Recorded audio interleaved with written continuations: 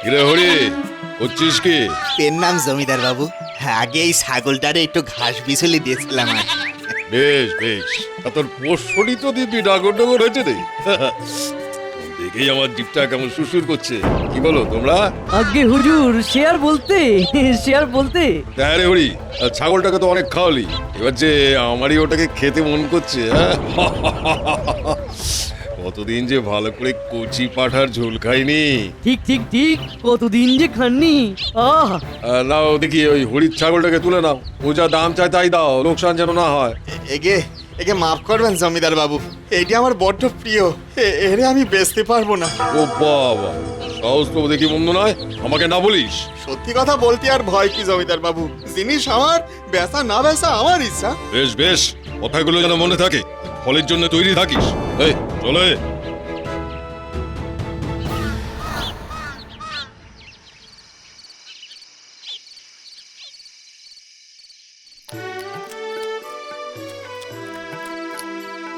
আজ খেতে খেতে বড় রাত করে ফেললুম, সকাল সকাল উঠতে পারলে হয়। যাই যাই, এবার থালাখানা ধুয়ে রাখি। ও কি, আমার ছাগলটা আবার রাত বিরেতে চেঁচায় কেন? দেখে আসি তো। ও কি করছো ভাই? আমি তো সকালেই বললাম যে ওটি আমি বেচবো না। এই দেখো। ভালো কথায় যখন দিলি না, তখন আর কি করি। তবে কাল রাতে যখন ওই কচি পাঠার লাল লাল ঝোল দিয়ে ভাত খাবো, ভাবতেই আমার জিভে জল চলে যাচ্ছে। যাই এখন, কেমন ওই মাংস বাসে তোকে একটু পাঠিয়ে দেবো।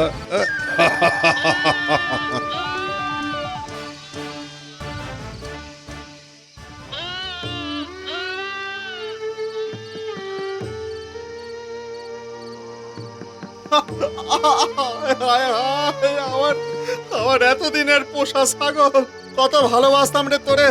জমিদারের হাত থেকে তোরে বাঁচাতে পারলুম না রে। হায় হায় হায় হায়, তোর নামে এই গাছতলায় প্রদীপ জ্বালিয়ে রাখলুম, যদি ফিরে আসিস অন্ধকারে পথ চিনতে যেন ভুল না হয়। হায় হায় হায়। এই, কে রে তুই? গাছতলায় প্রদীপ জেলে আমায় ডেকে আনলি? আজ আমার বড়ই দুঃখের দিন গো, কিন্তু তুই কে? আমি একটা গেঁচো ভূত, এই গাছেই থাকি। কেউ গাছতলায় প্রদীপ জ্বালালে আমি দেখা দিই। বল বাবাটা বল, তোর দুঃখ কিসের? দেখি কিছু করা যায় কিনা। জমিদার বলেছে যে কালকেই ছাগলটারে কেটে খেয়ে নেবে। এই দাঁড়া দাঁড়া দাঁড়া, আমার মাথায় না একটা বুদ্ধি এসেছে। চল চল, এদিকে এদিকে আয়। যা, এগুলো নিয়ে যা, আর যেমন বললাম কালকে ঠিক তেমনই করবি।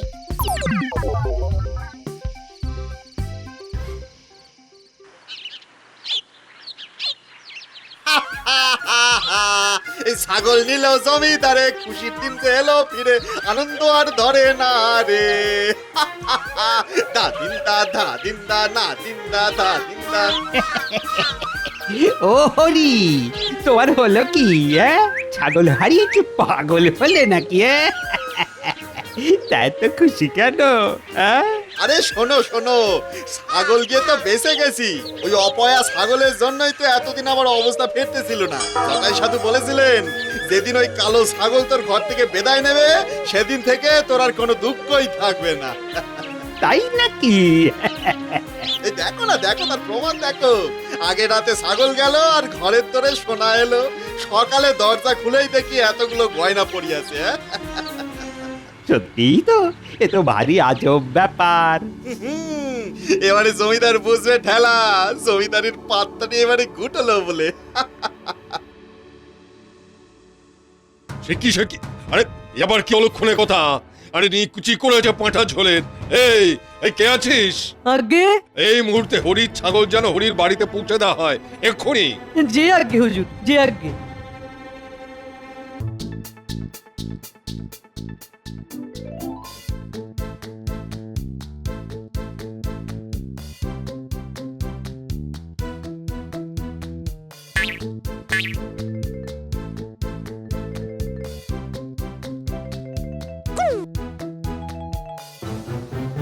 বোকা বানাতে চেয়েছিল আমাকে এই হরি। হ্যাঁ, সামান্য চাষি হয়ে আমাকে বিপদে ফেলার ফন্দি করেছিল। কেমন কেঁদে কেঁদে বলছিল, এটা আমার বড্ড প্রিয়, এরে আমি বেচতে পারবো না। হ্যাঁ, ঠিক ঠিক, আপনার সাথে চালাকি করেছিল বেটা চাষার পো। ও চাষ করা আমি বার করছি না। এই যাও, আমার ঠ্যাঙারে বাহিনীকে বলো হরির চাষের জমি দখল নিতে। কাল থেকে যেন এই চাষা হরি ওর জমিতে পা না দিতে পারে। পেটের ভাত কি করে জোটে সেটা আমি দেখছি। জি আজ্ঞে হুজুর।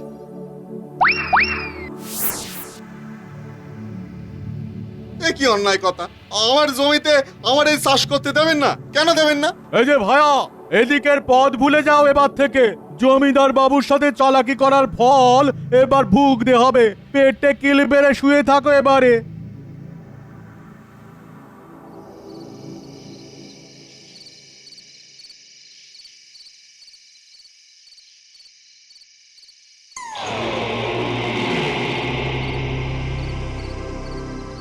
কিরে বেটা, আজকে আমার কি বিপদ হলো?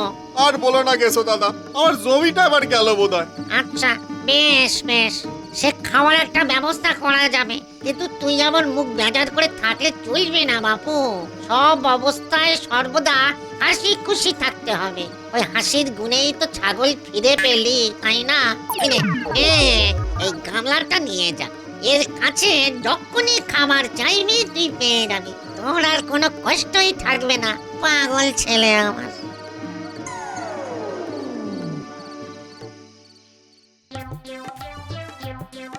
গামলা আমার সোনা, আমায় পোলাও দে না।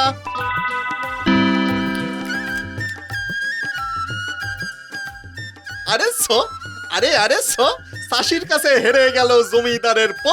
আরে সো সো সো।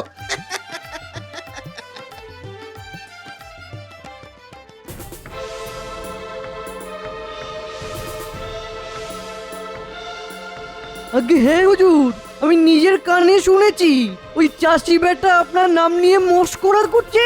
কি এত বড় হিম্মত! এবারে আর কোনো নিস্তার নেই, ওকে আমি এবার পুড়িয়ে মারবো।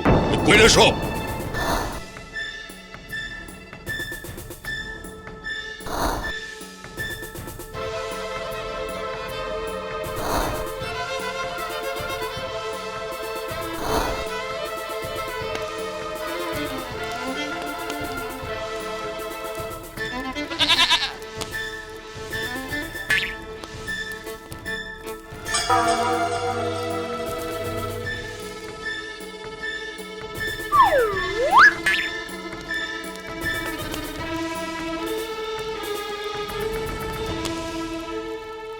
মুখ বেজার করে থাকলে চলবে না বাপু।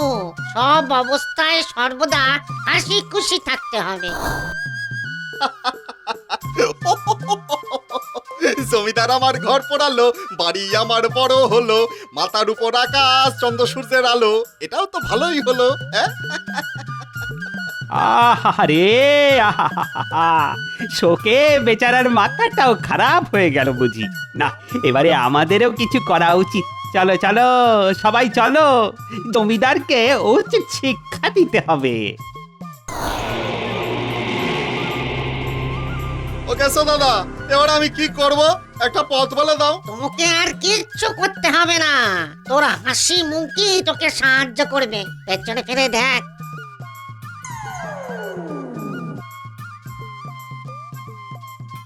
আমরা সবাই জমিদারের কাছে যাচ্ছি অন্যায়ের বিহিত করতে। তুমি চলো, তুমিও চলো আমাদের সাথে। হ্যাঁ, না না না, এই অন্যায় আর চলতে পারে না। হরির ওপর এই অত্যাচার আমরা কিছুতেই মেনে নেব না। বেরিয়ে আসুন জমিদার বাবু, না হলে আমরা আপনার বাড়িও পুড়িয়ে দেব। হরির মতো হাসি খুশি মানুষের ওপর জুলুম চলবে না, চলবে না, চলবে না। ওরে বাবারে, এ তো দেখছি ঘোর বিপদ হলো। আমাকে শুদ্ধই না বাড়িটা জ্বালিয়ে দেয়। শোন শোন শোন, আমার আমার ঘাট হচ্ছে। ভাই হরি, হরি আমাকে আমাকে আমাকে ক্ষমা করে দাও। আমি আর কখনো এমন করবো না। আমার জন্য তোমার ঘর পুড়েছে, তাই আজ থেকে আমার এই বাড়ি তোমার হলো। আমি আজ রাতেই এই গ্রাম ছেড়ে চলে যাব। কিরে কেমন, তুমি আমায় বড্ড ভালো বুদ্ধি দিয়েছিলে গো গেছো দাদা, তোমার কাছে আমি আজীবন ঋণী থাকবো।